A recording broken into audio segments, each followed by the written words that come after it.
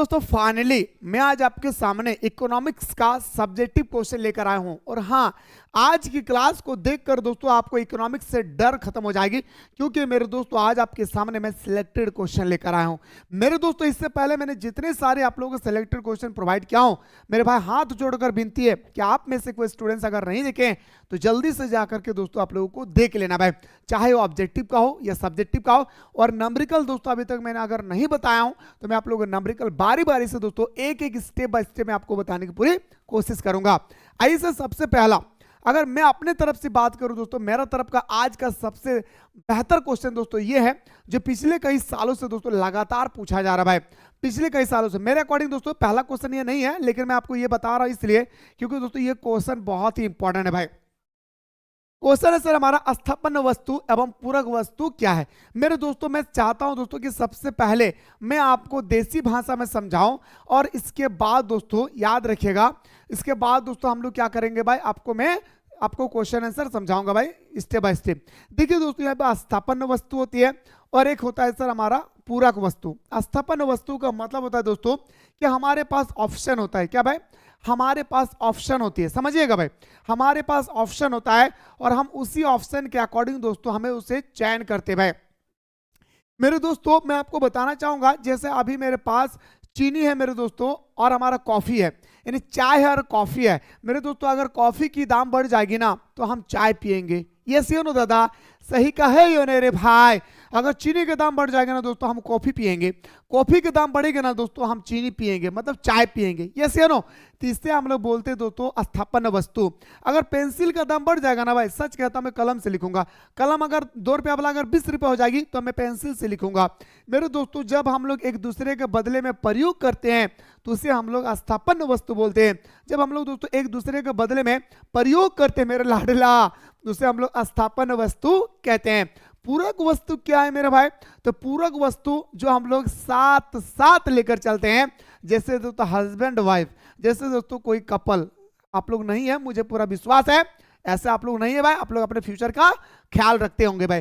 तो मेरे दोस्तों जो साथ साथ चलते हैं उसे हम लोग बोलते हैं पूरक वस्तु, कॉम्प्लीमेंट्री गुड्स। जैसे दोस्तों कार के बिना पेट्रोल नहीं, पेट्रोल के बिना कार नहीं। जैसे दोस्तों जैसे दोस्तों कलम के बिना स्याही नहीं, स्याही के बिना कलम नहीं। यानी दोस्तों जब हम लोग साथ साथ चलते हैं दोस्तों तो उसे हम लोग बोलते हैं क्या?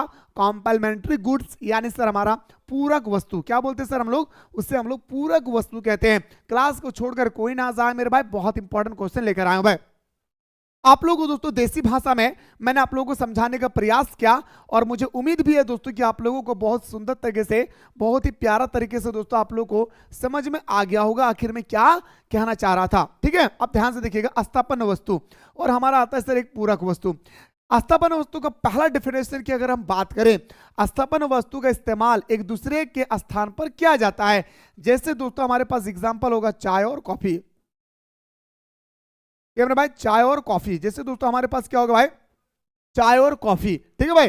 अब आते हैं सर हमारा अस्थापन्न वस्तु का इस्तेमाल एक दूसरे का स्थान पर किया जाता है। चाय का दाम बढ़ेगा, कॉफी पिएंगे, कॉफी का दाम बढ़ेगा, चाय पिएंगे। ठीक है।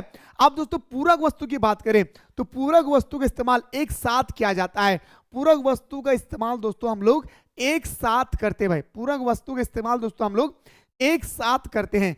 जैसे दोस्तों हमारा हो गया पेन और स्याही, और मेरे दोस्तों याद रखें दोस्तों पेन और स्याही। जैसे दोस्तों हमारा पेन और स्याही, कार और पेट्रोल, यानी साथ साथ चलते दोस्तों से हम लोग बोलते क्या? तो बताएंगे सर पूरक वस्तु। दूसरा पॉइंट की अगर हम बात करें, अस्थापन्न वस्तु की कीमत बढ़ने पर दूसरी वस्तु की मांग बढ़ती है भाई। बिल्कुल भाई, चाय की अगर कीमत बढ़ जाएगी तो लोग ज्यादा से ज्यादा दोस्तों कॉफी पिएंगे।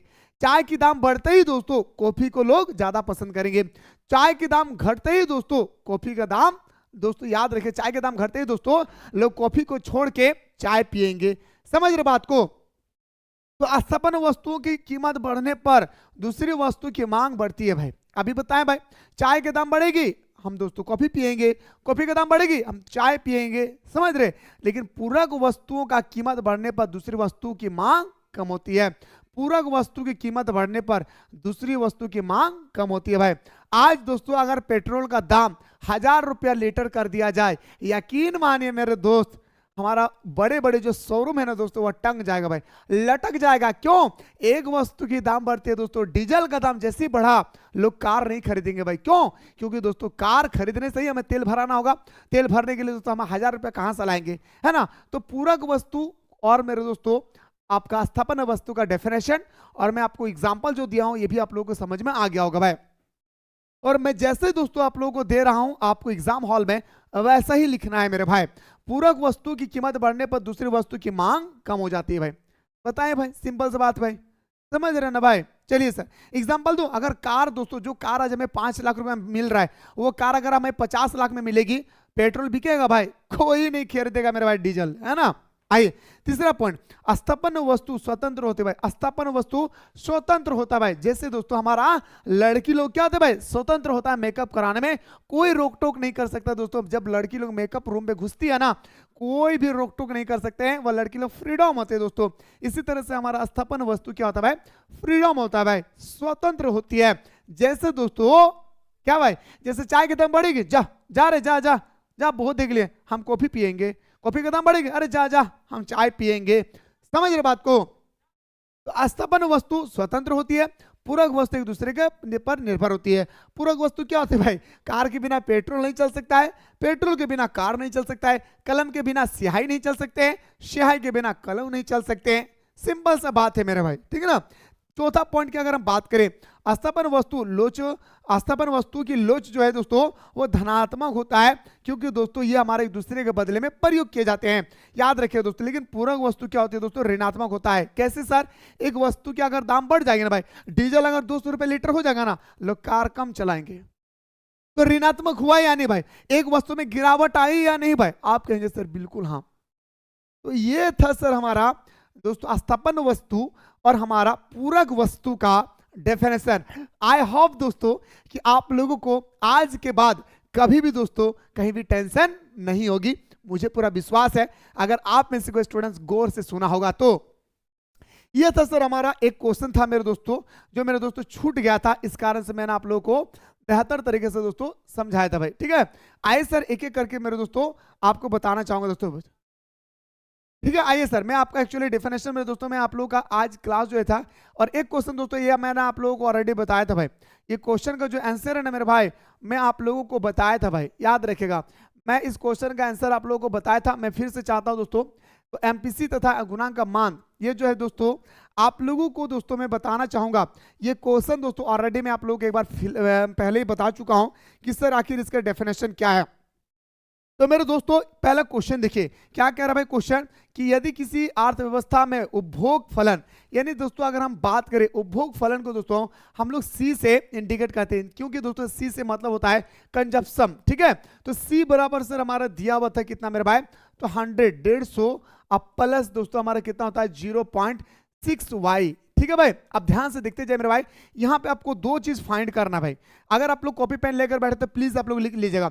यहां पे दोस्तों आपको एमपीसी फाइंड करना है, मार्जिनल प्रोस्पेंसिटी कंजप्शन, यानी दोस्तों सीमांत उपभोग प्रवृत्ति, ठीक है भाई। सीमांत बचत एक होता है सर सीमांत बचत प्रवृत्ति, एक होता है सर हमारा सीमांत उपभोग प्रवृत्ति। तो सीमांत उपभोग प्रवृत्ति आपको निकालना है, और साथ ही साथ दोस्तों आपको के निकालना होगा, यानी गुणांक निकालना होगा, यानी सर के बराबर हमारा दो चीज निकालना होगा। सबसे पहले दोस्तों आप लोग जानिए कि सर हमारे यहाँ पे सी का मतलब क्या होता है। सर सी का मतलब होता है दोस्तों उपभोग। अभी तो बताएं सर सी का मतलब क्या होता है दोस्तों उपभोग, और एग्जाम में दोस्तों क्वेश्चन में भी दिया है हमारा सी का मतलब क्या होता है दोस्तों उपभोग, ठीक है भाई। चलिए मैं आपको डिटेल्स में बता रहा हूं दोस्तों, ठीक है ना। इसके बाद दोस्तों अगर मैं बताना चाहूंगा, ये जो हमारा दोस्तों y दिया हुआ है, y को दोस्तों हम लोग क्या बोलते हैं भाई, y को हम लोग दोस्तों आई बोलते हैं भाई। क्या बोलेंगे सर, y को दोस्तों हम लोग क्या बोलते हैं भाई, आई बोलते हैं भाई। क्या बोलते हैं भाई, आई यानी हमारा इनकम। मेरे दोस्तों मैं आपको बताना चाहूंगा, आप लोगों ने एक फॉर्मूला पढ़ा होगा, सारा बच्चा ने पढ़ा होगा भाई, कि सर एक फॉर्मूला होता है के बराबर 1/1 माइनस एमपीसी, पढ़े होंगे भाई। तो मेरे दोस्तों अगर आपका के का मान दिया हुआ है तो आप एमपीसी निकाल सकते हैं, एमपीसी का मान दिया हुआ है तो आप के निकाल सकते हैं। लेकिन सबसे बुरी बात पता है क्या, ना तो यहाँ पे के दिया है और ना ही एमपीसी दिया है भाई। तो सर बनाएंगे कैसे? अरे टेंशन क्यों ले रहा भाई, आपका छोटा भाई आपके पास खड़ा है, एकदम दोस्तों आपको टेंशन नहीं लेना है मेरे दोस्तों। बस मैं चाहता हूं कि सबसे पहले आप लोग एमपीसी के मान निकाले मेरे भाई।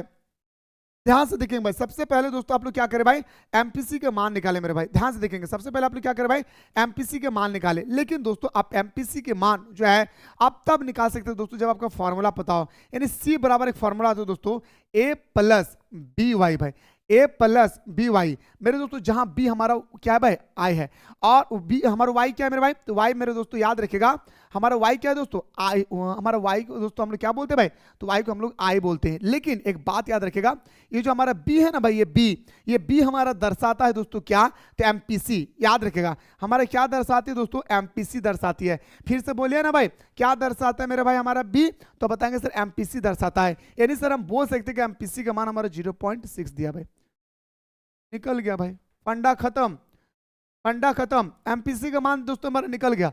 ये फॉर्मूला मैं आप लोगों को पिछला वीडियो में दोस्तों बताया था, अगर आप लोग नहीं देखे तो गलती आपकी होगी मेरे दोस्तों। ये फॉर्मूला होता है कि consumption equal to a plus b y, b को दोस्तों हम लोग बोलते हैं एमपीसी, है ना भाई, और वाई को मतलब हम लोग आई बोलते हैं भाई, आई इनकम, ठीक है। तो एमपीसी का मान अगर दोस्तों हमारा बी के जगह अगर 0.6 दिया है तो हमारा एमपीसी का मान निकल गया। जब हमारे एमपीसी का मान निकल जाते हैं ना दोस्तों, तो हम आराम से के का वैल्यू निकाल सकते हैं, 1/1 माइनस एमपीसी, है ना भाई। तो के बराबर कितना हो गया सर, 1/1 माइनस हमारा कितना हो गया सर 0.6, यानी सर हमारा 0.6, ठीक है 0.6। तो के बराबर देखिए दोस्तों, अगर 1 रुपया में से अगर हम 60 पैसा को घटाएंगे, अगर हम 1 रुपया में से अगर 60 पैसा को घटाएंगे तो मेरा 40 पैसा बचेगा। कितना मेरे भाई, तो बताएंगे सर हमारा 40 पैसा का बचेगा। यानी सर हमारा पॉइंट क्या आएगा 0.40।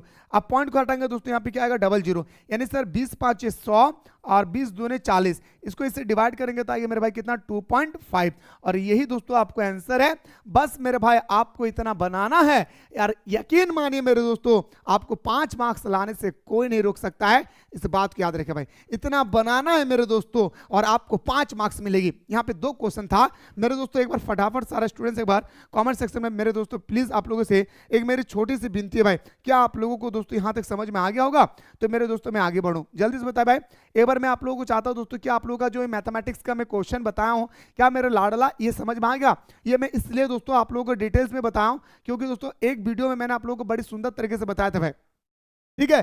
क्या बताया था? कुछ नहीं था सर, बस दिया हुआ था कि यदि किसी अर्थव्यवस्था में उपभोग फलन यानी C equal to 150 plus C 0.6 y दिया हुआ है भाई, ठीक है, एकदम शानदार तरीके से। और हो सके ना भाई इससे आप लोग कॉपी में स्टार मार्क कर लीजिए मेरे भाई। ये दोस्तों 2024 का पूछा हुआ क्वेश्चन है भाई, हाँ 2024 का पूछा हुआ क्वेश्चन है। एकदम टेंशन नहीं लेना भाई, आपका छोटा भाई आपके पास है। मजा आ रहा ना भाई? ए दादा सच कहियो ना रे भाई, तोहनी के पेड़ पड़ाइयो भाई, मजा आबो कि ना तोहनी सच कहिया दादा, मजा आबो होना रे भाई। चलिए दादा अब आते हैं सर हम लोग क्वेश्चन पे। देखिए दोस्तों यहाँ पे 2 चीज आपको निकालना था। पहला तो आपको 0.6 निकालना था भाई, है ना भाई, यानी सर हमारा एमपीसी निकालना था। जब तक आप एमपीसी नहीं निकालेंगे तब तक दोस्तों आप गुणांक नहीं निकाल सकते हैं, नहीं निकाल सकते हैं, नहीं निकाल सकते हैं। इस बात को याद रखिए मेरे भाई, ठीक है। चलिए सर अब हम लोग अगला क्वेश्चन की ओर बढ़े। अगला क्वेश्चन की ओर बढ़ते हैं दोस्तों, मजेदार। एक्चुअली आज का टॉपिक हमारा यहाँ से नहीं था दोस्तों, आज का टॉपिक दोस्तों मैं आपको बताना चाहूंगा कहाँ से था भाई, आज का टॉपिक दोस्तों आपका यहां से था मेरे भाई, ठीक है। आज का टॉपिक दोस्तों यहां से था दोस्तों, याद रखिएगा, व्यष्टि अर्थशास्त्र और समष्टि अर्थशास्त्र। आज का टॉपिक दोस्तों आप लोग का यहां से था। हाँ मैं दोस्तों मैं 2 क्वेश्चन ऐसा लाया था जो मुझे लगा तो दोस्तों कि आपको सबसे पहले बताना चाहिए, इसलिए मेरे दोस्तों मैंने ये सारे क्वेश्चनों को रोक के मेरे दोस्तों 10 से 12 मिनट के अंदर में मैंने आप लोगों को बता दिया, ठीक है। चलिए सर अब आते हैं सर व्यष्टि अर्थशास्त्र। मेरे दोस्तों मैं आपको सबसे पहले बताना चाहूंगा कि इस क्वेश्चन को आप लोग 1000% की गारंटी देता हूं दोस्तों कि आपके पेपर में आएगी, चाहे व्यष्टि हो समष्टि हो, ठीक है। या दोस्तों between different of micro economics and micro economics, यानी सर माइक्रो इकोनॉमिक्स भी आ सकता है और आपके एग्जाम में दोस्तों मिक्रो इकोनॉमिक्स भी आ सकता है, यानी डिफरेंट भी आ सकती है भाई। जैसे मैंने अभी आपको अस्थापन्न वस्तु और पूरक वस्तु के बारे में दोस्तों डिफरेंट बताया, इसी तरह से व्यष्टि अर्थशास्त्र और समष्टि अर्थशास्त्र के बारे में डिफिनेशन आएगी।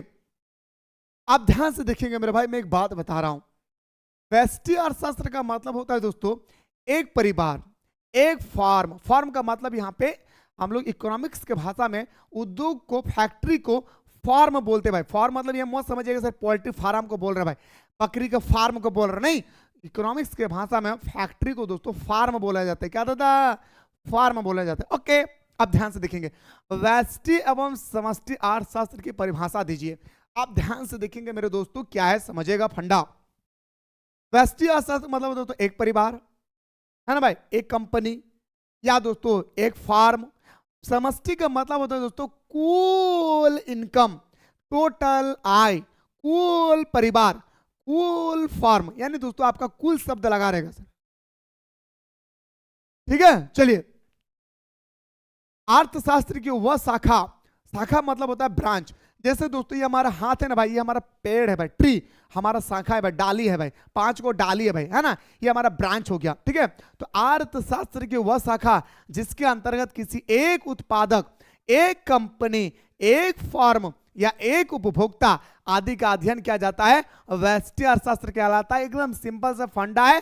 आई होप दोस्तों कि आप लोग माइक्रो इकोनॉमिक्स के बारे में बहुत सुंदर तरीके से समझ गए होंगे।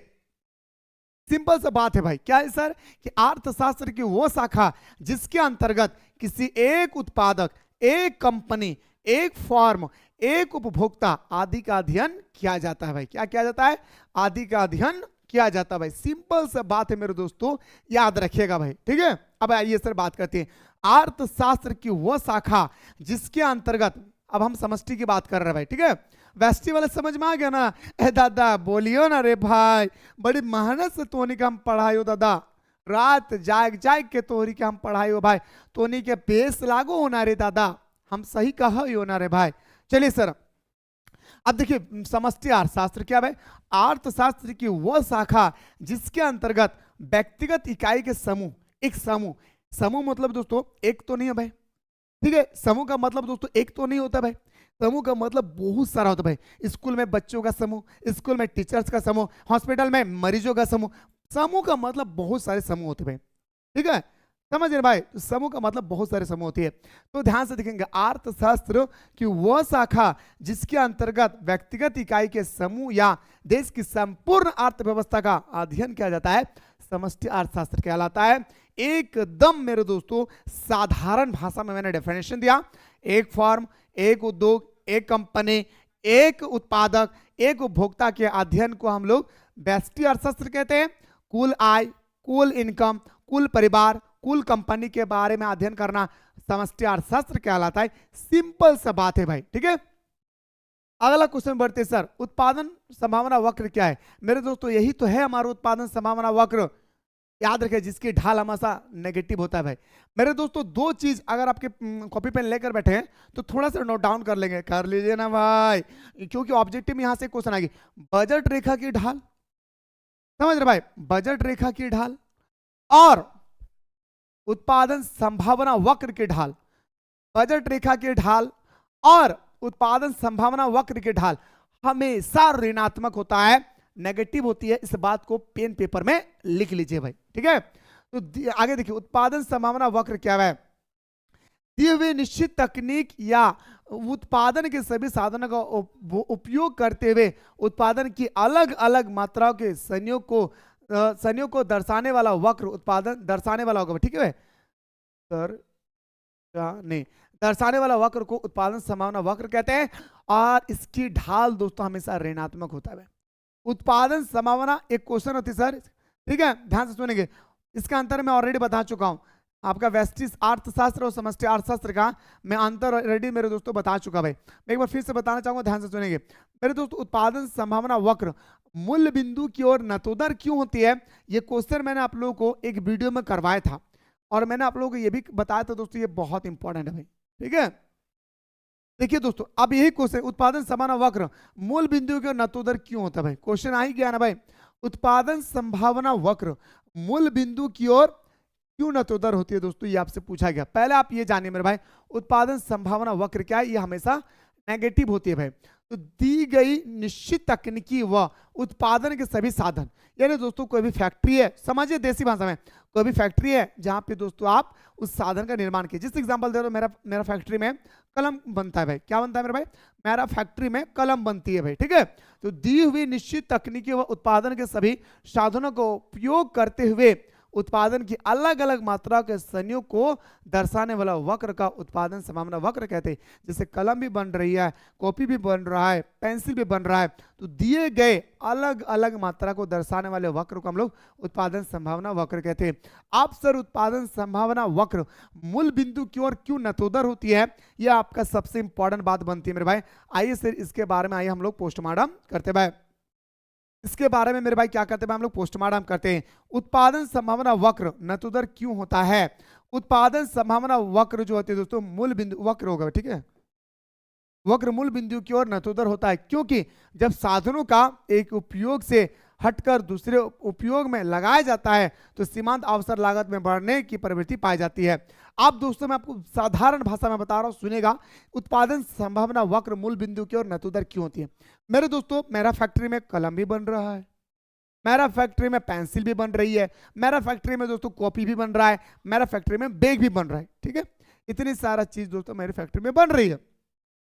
अब सर हमारा जिस चीज का डिमांड ज्यादा होगा, जिस चीज का ज्यादा मांग होगी ना भाई, उसी चीज का हम उत्पादन ज्यादा करेंगे। सही बता रहा हूं ना भाई? पेंसिल का एक दिन में 100 को बिक्री हो रहा है, कलम का एक दिन में 1000 को बिक्री हो रहा है, हम किसका निर्माण करेंगे? कलम का। अब दोस्तों हम पेंसिल को थोड़ा मात्रा में स्टॉप करके अब हम कलम की मात्रा को बढ़ावा दे रहे, कलम की मात्रा के उत्पादन में क्या कर रहे भाई? बढ़ावा दे रहे। मेरे दोस्तों जब हम कलम की मात्रा को उत्पादन को बढ़ावा दे रहे ना, तब तक हमारा पेंसिल की मात्रा दोस्तों मूल बिंदु की ओर खिसक जा रहा है भाई। क्या? मूल बिंदु की ओर खिसक जा रहा है मेरे भाई। वही आपसे यहाँ पे कह रहा था, क्या उत्पादन संभावना वक्र मूल बिंदु की ओर इसलिए खिसकता है क्योंकि जब साधनों को एक उपयोग से हटकर दूसरे उपयोग में लगाया जाता है, एक उपयोग से हट करके दूसरे उपयोग में लगाया जाता है, जहां पे 10 को व्यक्ति पेंसिल में काम कर रहे थे, 10 को व्यक्ति दोस्तों हमारा कलम बनाने में काम कर रहे थे, कलम की ज्यादा डिमांड होने लगे तो 5 को व्यक्ति को उठा के मेरे दोस्तों मैंने कलम बनाने में लगा दिए। तो वहीं पे कह रहा है कि एक उपयोग से हटकर दूसरे उपयोग में लगाया जाता है तो सीमांत अवसर लागत में बढ़ने की प्रवृत्ति पाई जाती है। ये दोस्तों दोनों क्वेश्चन बहुत इंपॉर्टेंट है मेरे भाई, ये दोनों क्वेश्चन दोस्तों बहुत इंपॉर्टेंट है, जितना तारीफ करो दोस्तों उतना कम है। अब दोस्तों देखिएगा अवसर लागत से आप क्या समझते हैं, ये एक्चुअली मैं बता चुका हूं, बस मेरे भाई मैं आपको स्पीड में बता रहा हूं। ये क्वेश्चन मैंने ऑलरेडी आप लोगों को 2 बार ऑलरेडी समझा चुका भाई, ठीक है, 2 बार मेरे भाई आप लोगों को मैंने पहले से ही बता रखा है भाई। ध्यान से देखेंगे मेरे भाई, अवसर लागत से आप क्या समझते हैं? अवसर लागत का मतलब दोस्तों क्या होता है मेरे दोस्तों? वैकल्पिक, यानी सर आपके पास ऑप्शन है। अवसर मतलब दोस्तों कि आप चाय नहीं पियेंगे, कॉफी पियो भाई, अवसर है आपके पास, ऑप्शन है भाई, है ना भाई? काला लड़की से बियाह नहीं करना है, गोरा से करो, क्योंकि आप नौकरी वाला है भाई, आप किसी से भी शादी कर सकते हैं, नौकरी वाला है ना भाई। और लड़की लोगों का अगर नौकरी लग जाए, माँ कसम रे, उसका एटीट्यूड ही अलग है भाई। सही बोल रहा ना भाई, ये बात रियल है या नहीं? अगर किसी गर्ल्स के अगर नौकरी लग जाए तो वो कभी भी बेरोजगार लड़का से शादी नहीं करेंगे। लेकिन दोस्तों अगर कोई लड़का का जॉब लग जाते हैं ना, माँ बाप जहाँ कहते हैं दोस्तों वो बच्चा वहीं पे शादी कर लेते, चाहे गोरा हो करिया हो जैसा भी हो दोस्तों, वो शादी करने के लिए तैयार हो जाते हैं मेरे भाई, क्योंकि उनको तो पता है कि मेरा महबूबा चाहिए बस। और लड़की लोग मत पूछो दादा की कहबो रे भाई, अगर बातें जुदा हो दादा, है ना। चलिए सर, पर आप लोग समझदार है मेरे भाई, ऐसा नहीं भाई, समझदार होनी चाहिए भाई। लाइफ में आपका जो जोड़ी होगा, गर्ल्स के बॉय के लिए, बॉय को गर्ल्स के लिए, जब भी जोड़ी होगी दोस्तों कभी भी चेहरा देखकर ना करे, सूरत देखकर ना करे, सीरत देखकर करे। सूरत में अगर 2 को पिंपल निकल गया तो खुद दोस्तों आप नहीं देखेंगे अपना बीबी का चेहरा। यकीन माने मेरे दोस्तों, अगर आपके बीबी के अंदर में सीरत है तो कितना भी काला क्यों ना दोस्तों, आप हर समय दर्शन देंगे उनको, है ना।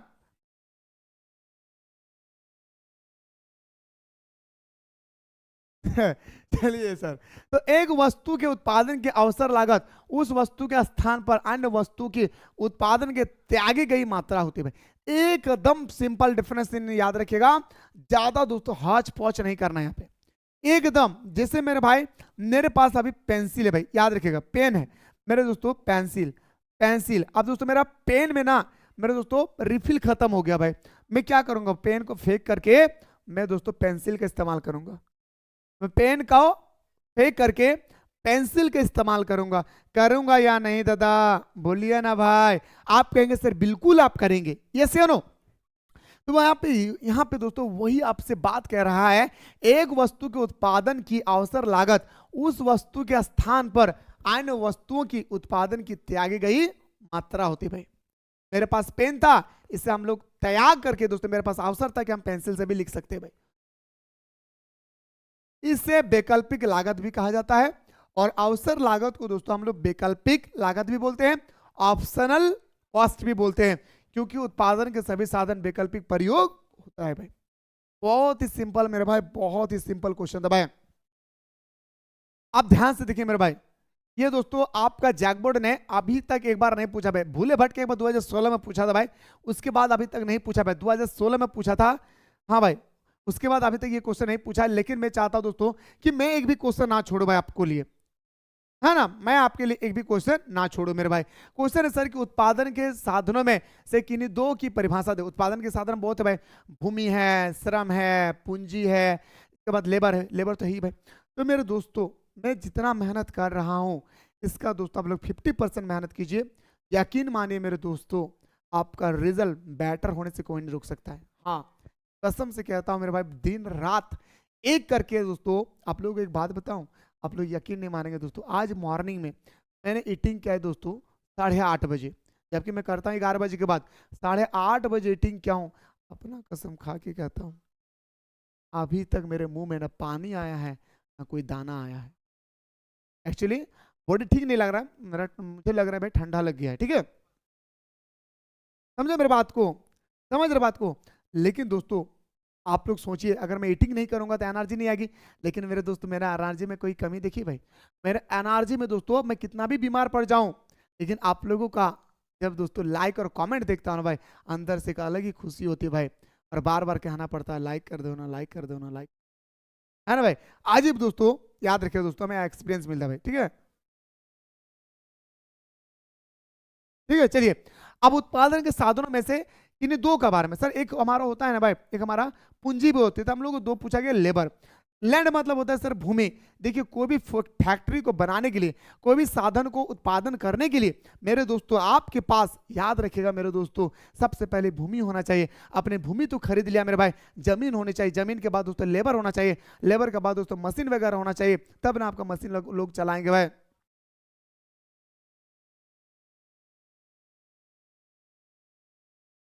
हाँ शिवानी, एकदम सही। देखिए, भूमि, भूमि उत्पादन का पहला और सबसे महत्वपूर्ण संसाधन है भाई।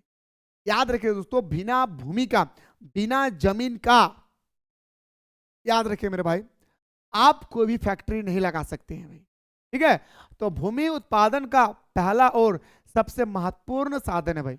याद रखिएगा, भूमि उत्पादन का पहला और सबसे महत्वपूर्ण संसाधन है भाई। भूमि का उपयोग विभिन्न उत्पादों के उत्पन्न कराने के लिए किया जाता है। जैसे दोस्तों, जमीन से ही हम लोग कृषि करेंगे, जमीन से ही दोस्तों हम लोग निर्माण करेंगे भाई, फैक्ट्री के निर्माण करेंगे, जमीन से ही दोस्तों हम लोग खनन करेंगे। खनन मतलब दोस्तों खोदेंगे, खनिज, कोयला, जो भी हो भाई, अभ्रक वगैरह निकलेंगे। लेकिन मेरे पास अगर जमीन ना हो दोस्तों, तो फिर ये हमारा कोई काम का नहीं मेरे भाई, हम किसी भी सामान का उत्पादन नहीं कर सकते हैं। इसलिए कह रहा था कि उत्पादन का पहला और सबसे महत्वपूर्ण संसाधन है भाई, सबसे महत्वपूर्ण साधन है भाई। ठीक है, भूमि का उपयोग विभिन्न उत्पादों का उत्पन्न करने के लिए किया जाता है, जैसे कृषि, निर्माण और खनन। श्रम की बात करें दोस्तों, बिना लेबर का कोई हो सकता है भाई? हमारे पास धरती है भाई, बहुत बड़ी हमारे पास क्या भाई, धरती है मेरे भाई। जैसे एग्जाम्पल कर लिया भाई, आप लोगों को बुरा मत मानेगा, जैसे मेरे दोस्तों हमारा शादी हो गई और हम लोग जब तक साथ में स्लिप नहीं करेंगे तो झुंझुना होगा मेरे भाई? नहीं होगा ना भाई, बुरा मत मानेगा, रियल बता रहा भाई, नहीं होगा दोस्तों। इसी तरह से क्या रहा है कि आप जमीन खरीद लिए और आप लेबर का इस्तेमाल नहीं करेंगे, तो घंटा मेरे दोस्तों आपका जमीन से उत्पादन होगा, कोई भी सामान का उत्पादन नहीं कर सकते मेरे भाई, है ना। चलिए, तो लेबर देखिए मेरे भाई, श्रम मानव श्रम, श्रम जो होती है, श्रम मानव श्रम का प्रतिनिधित्व करता है। श्रम कौन होता है दोस्तों? हम जैसे इंसान का श्रम होती है भाई। हम दोस्तों लेबर में काम भी करते हैं, जैसे दोस्तों सुबह को होती है, हम गोभी लेके जाते हैं दोस्तों बाजार बेचने के लिए, जो भी पैसा आता है घर का, हमारे परिवार चलती है भाई, क्योंकि दोस्तों आप सभी को पता है जॉब छोड़कर आए हैं भाई। तो श्रम मानव श्रम का प्रतिनिधित्व करता है, जो उत्पादन प्रक्रिया में काम करने वाले लोगों द्वारा प्रदान किया जाता है, जो उत्पादन प्रक्रिया में काम करने वाले लोगों द्वारा प्रदान किया जाता है। श्रम में शारीरिक और मानसिक दोनों प्रकार के प्रयास शामिल होते हैं भाई। देखिए दोस्तों, जो कम पढ़ा लिखा होता है भाई,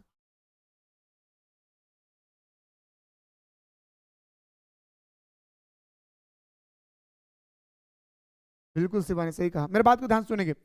ठीक है, तो ध्यान से देखेंगे मेरे भाई कि लेबर होते हैं ना भाई, वो दो टाइप का होता है। जो लेबर होता है ना मेरे दोस्तों, वो आपको अक्सर दो टाइप का देखने को मिलेंगे। पहला लेबर जो दोस्तों शारीरिक रूप से अपना काम करते भाई, जैसे दोस्तों ईटा ढो रहा है, मिट्टी को कोड़ रहा है, जैसे दोस्तों मिट्टी कोड़ने में मैं माहिर हूँ भाई, मिट्टी कोड़ रहा है। इसके बाद दोस्तों सीमेंट बालू दोस्तों मिला रहा है, गिट्टी रड सीमेंट बांध रहा है। ठीक है, लेकिन दोस्तों जो मानसिक तरह से जो लेबर होता है ना भाई, वो घर में बैठ कर दोस्तों टिप टाप करके मेरे दोस्तों कंप्यूटर के माध्यम से अर्निंग कर रहा है भाई। ठीक है, हाँ बिल्कुल सिमरन, वेरी गुड। चलिए, तो श्रम मेरे दोस्तों ध्यान देंगे, श्रम मानव श्रम प्रतिनिधित्व करता है जो उत्पादन प्रक्रिया में काम करने वाले लोगों द्वारा प्रदान किया जाता है। श्रम में शारीरिक और मानसिक दोनों प्रकार के प्रयास शामिल होते हैं। श्रम में दोस्तों याद रखिएगा, श्रम जो होती है ना मेरे भाई, उसमें हमारा शारीरिक और मानसिक दोनों प्रकार के प्रयास शामिल होती है भाई। क्या होता है सर? हमारा दोनों प्रकार के प्रयास इसमें हमारा शामिल होता है भाई। दोनों प्रकार के प्रयास हमारा क्या होता है मेरे भाई? शामिल होता है। इस बात को आप लोग याद रखिएगा, बहुत इंपॉर्टेंट मेरे भाई। ठीक है, अब आइए सर अगला क्वेश्चन जो इंपॉर्टेंट है दोस्तों, ये मिश्रित अर्थव्यवस्था के 3 लक्षण बताए मेरे भाई। हाँ, ये क्वेश्चन को स्किप कीजिए मेरे भाई। उपयोगिता से आप क्या समझते हैं? देखिए दोस्तों, उपयोगिता क्या है, ध्यान से देखेंगे। क्वेश्चन नंबर 7, किसी वस्तु या सेवा के प्रयोग द्वारा आवश्यकता को संतुष्ट करने की शक्ति को उपयोगिता कहते हैं।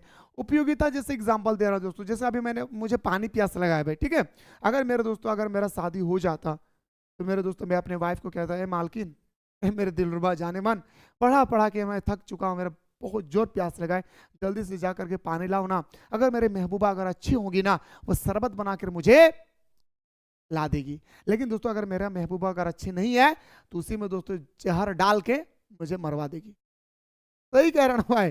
चलिए मेरे भाई, तो वही कह रहा है दोस्तों कि हमारा आवश्यकता को पूरा करता है भाई, और हमें जब संतुष्टि मिल जाती है। जैसे मुझे बिस्कुट खाने का शौक है भाई, बिस्किट, और मुझे जो बिस्किट चाहिए वही मुझे मिल गया, खाने के बाद मैं संतुष्ट हो गया, that is called off utility. इसी को दोस्तों हम लोग बोलते हैं क्या भाई? उपयोगिता। इसी को क्या बोलते हैं मेरे भाई? हम लोग उपयोगिता कहते हैं भाई। ठीक है, तो किसी वस्तु या सेवा के प्रयोग द्वारा आवश्यकता को संतुष्ट करने की शक्ति उपयोगिता।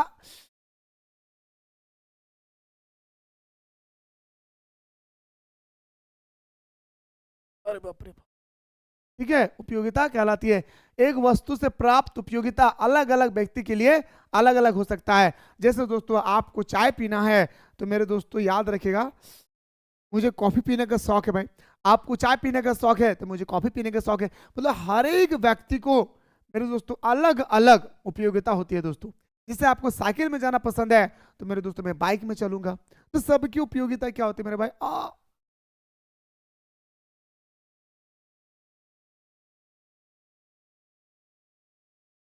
ठीक है, अरे बाप रे बाप, अरे भाई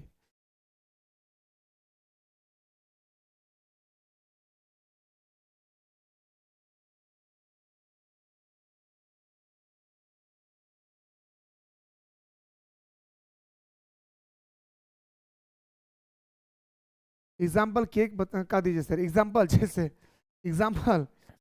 अरे बाप, केक का, जैसे मुझे केक खाने का मन है, सिमरन को दोस्तों चॉकलेट खाने की इच्छाएं हैं, है ना? ठीक है, समझ रहे बात को? चलिए सर अगला क्वेश्चन बात करते हैं सर। टेस्ट में बड़ी पेन हो रहा है मेरे भाई, पता नहीं क्या होगा, पता नहीं। देखिए 8वां नंबर क्वेश्चन सर, उपभोक्ता संतुलन की परिभाषा दीजिए। उपभोक्ता संतुलन क्या है? उपभोक्ता मतलब दोस्तों जो सामान को ला करके खाते हैं भाई, उससे हम लोग उपभोक्ता बोलते हैं भाई।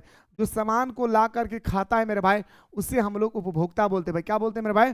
उपभोक्ता बोलते हैं भाई। ठीक है, तो उपभोक्ता संतुलन वह स्थिति है, उपभोक्ता संतुलन वह स्थिति है जब उपभोक्ता अपने आय को इस प्रकार खर्च करता है कि प्रत्येक वस्तु की सीमा उपयोगिता उसके मूल्य के अनुपात में समान होती है। इस स्थिति में उपभोक्ता अपने संतुष्ट को अधिकतम करता है और अधिकतम लाभ प्राप्त करता है। जैसे दोस्तों याद रखिएगा मेरे भाई, अगर मैं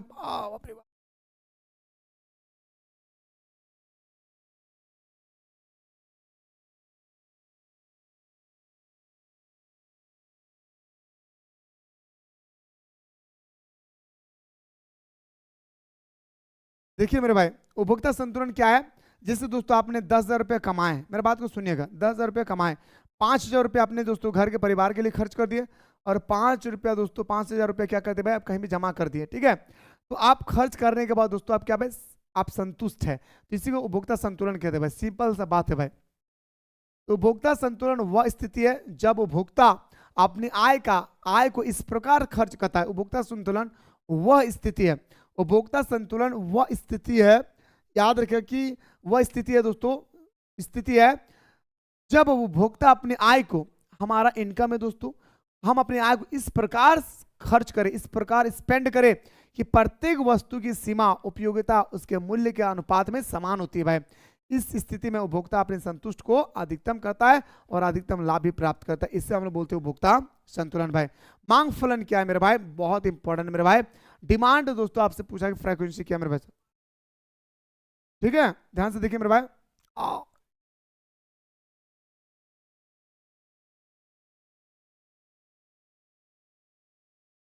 देखिए दोस्तों मांग फलन क्या है मेरे भाई, ध्यान से देखते जाइए मेरे भाई। मांग फलन क्या है मेरे दोस्तों, मांग फलन को हम लोग बोलते हैं दोस्तों डिमांड फ्रीक्वेंसी। देखिए यह किसी वस्तु की मांग और उसकी कीमत के बीच के संबंध को दर्शाता है भाई। याद रखिए मांग फलन क्या है मेरे भाई, ध्यान से देखेंगे भाई, ठीक है, ध्यान से देखेंगे भाई। हमारा मांग फलन क्या है मेरे भाई, मांग फलन किसी भी वस्तु की मांग, किसी भी वस्तु का डिमांड और उसकी कीमत यानी दोस्तों उसकी प्राइस, याद रखिएगा कि संबंध को दोस्तों दर्शाती है, जिसे मांग फलन कहा जाता है। किसी भी वस्तु की मांग और उसकी कीमत के बीच संबंध को फलन के रूप में दर्शाया जाता है, जिसे हम और आप मांग फलन कहते हैं। मांग फलन यह किसी वस्तु की मांग और उसकी कीमत के बीच के संबंध को दर्शाता है, जिसे हम लोग मांग फलन बोलते हैं भाई, ठीक है। सिंपल सा बात है भाई, किसी वस्तु की किसी भी, एकदम सिंपल से सुनिएगा, किसी वस्तु, यह किसी वस्तु की मांग और कीमत के बीच के संबंध को दर्शाती है, जिसे हम लोग मांग फलन बोलते हैं, ठीक भाई। इसे हम लोग क्या बोलते हैं मेरे भाई, मांग फलन बोलते हैं भाई। एकदम सिंपल सा बात याद रखें मेरे भाई, उसे हम लोग मांग फलन कहते हैं भाई, ठीक है। और हाँ एक बात मैं बताना चाहूंगा, मांग फलन का जो आप लोगों का फॉर्मूला है ना भाई, आप लोग अभी चाहे तो दोस्तों जल्दी से कॉपी में लिख लीजिए, प्लीज रिक्वेस्ट भाई, आप लोग अभी कॉपी पे लिख लीजिए भाई। मांग फलन को आप लोग अपने कॉपी पे जरूर दोस्तों अभी लिख लेंगे भाई। अब आते हैं सर मांग की लोच से आप क्या समझते हैं मेरे दोस्तों। मैं चाहता हूं दोस्तों कि आप लोगों को यहां से अगला क्लास में दोस्तों बेहतर तरीके से मैं समझाऊं मेरे दोस्तों। मैं कंटिन्यू क्लास को करूंगा, लेकिन मेरे भाई चेस्ट में काफी ज्यादा प्रॉब्लम हो रही है, मैं क्षमा चाहता हूं मेरे भाई। इसके लिए आप लोगों से मेरे क्षमा है मेरे भाई कि मैं आप लोगों को अगला क्लास में यहीं से दोस्तों बताने की कोशिश करूंगा मेरे दोस्तों। क्लास में अगर डिस्टर्ब हुई आप लोगों को, तो मैं आप लोगों को तहे दिल से दोस्तों क्षमा चाहता हूं मेरे भाई। याद रखें, मुलाकात करता हूं दोस्तों एक नया वीडियो में अगला क्वेश्चन के साथ।